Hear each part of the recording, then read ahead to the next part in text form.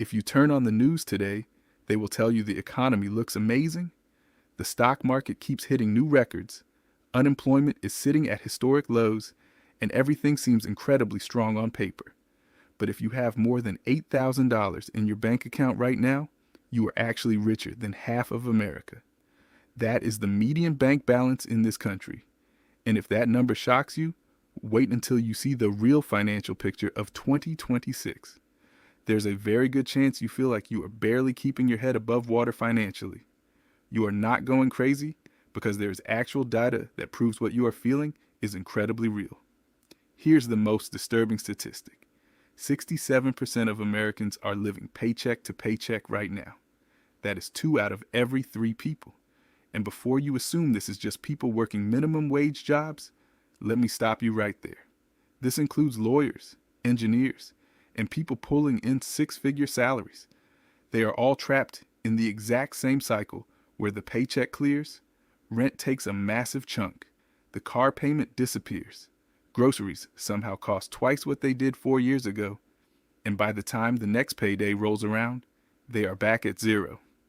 It gets even worse when you realize that 24% of Americans have absolutely zero emergency savings. They have no safety net and no cushion between them and total financial disaster if their car breaks down or they get sick.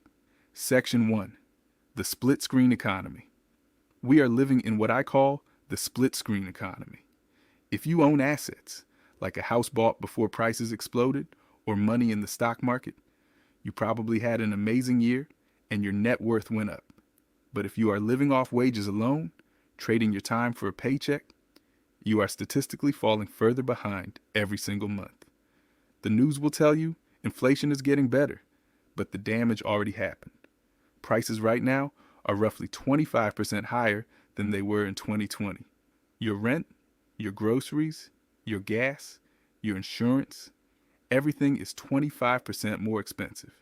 Because wages have barely moved, in real terms over 20 years, the gap between what things cost and what people earn has turned into a massive canyon.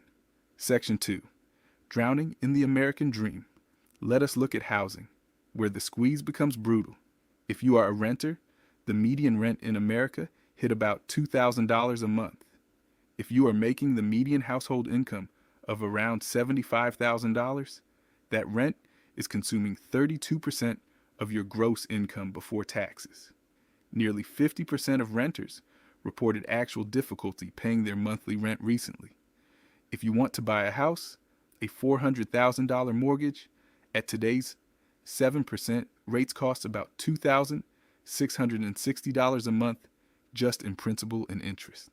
Add in property taxes, insurance, and basic maintenance, and you are looking at $3,500 to $4,000 monthly.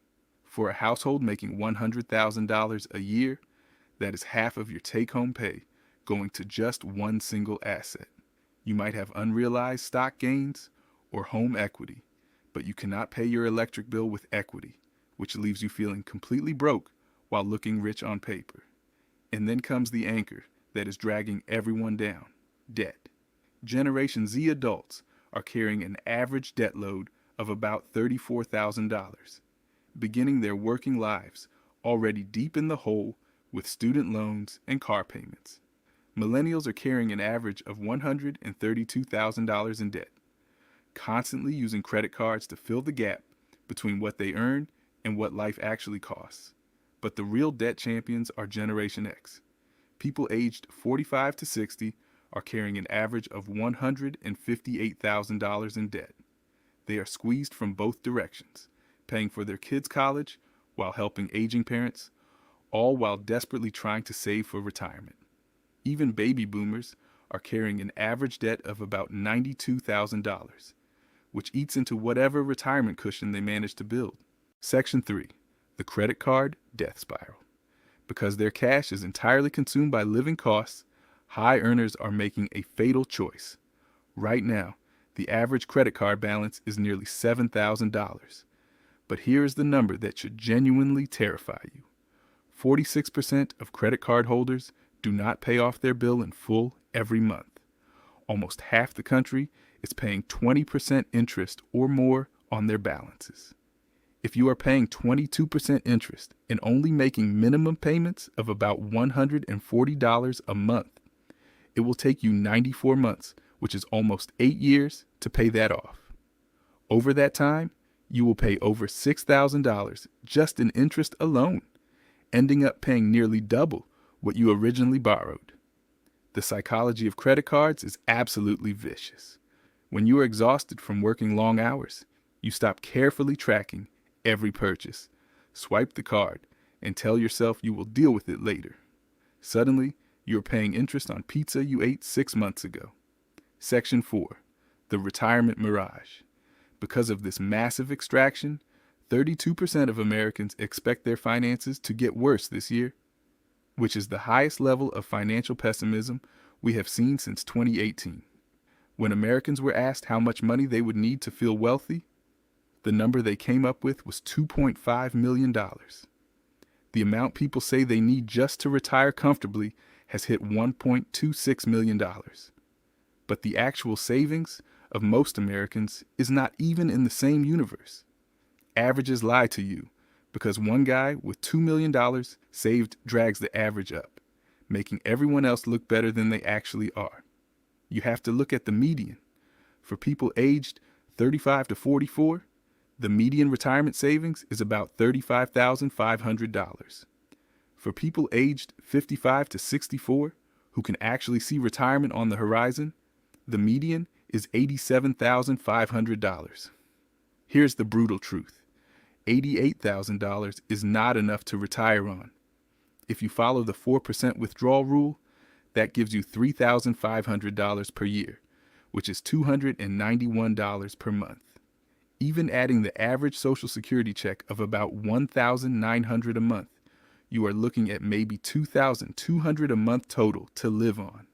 This is why the national savings rate has plummeted to about 3.5% of income, completely evaporating into the black hole of daily living costs. People are making a horrible choice every single day: save for the future or survive the present, and survival keeps winning.